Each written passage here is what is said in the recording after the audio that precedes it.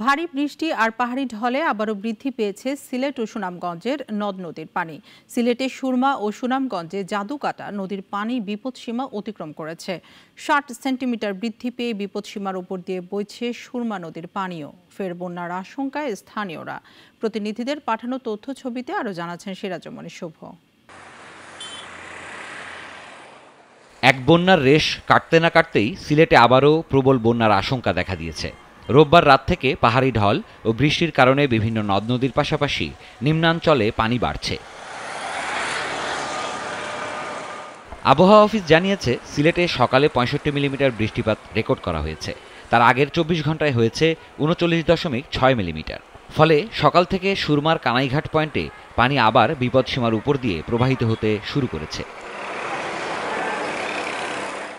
অন্যদিকে গত ৩ দিন ধরে বৃষ্টিপাত অব্যাহত থাকায় বাড়ছে সুনামগঞ্জের সুরমা, কুশিয়ারা সহ সবকটি নদীর পানি।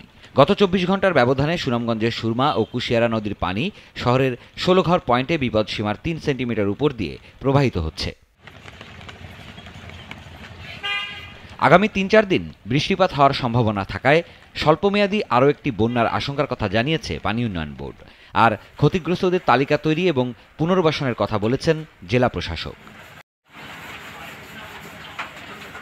বৃষ্টিপাত ও ঢল অব্যাহত থাকলে সুনামগঞ্জে আবারও বন্যা পরিস্থিতি সৃষ্টি হওয়ার শঙ্কা রয়েছে।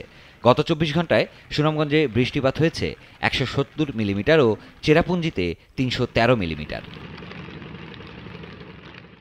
সিরাজুমনি শুভ, নাগরিক। একমাত্র ওয়ালটন এসি দিচ্ছে ১ বছরের রিপ্লেসমেন্ট গ্যারান্টি এবং কম্প্রেসারের ১০ বছরের গ্যারান্টি।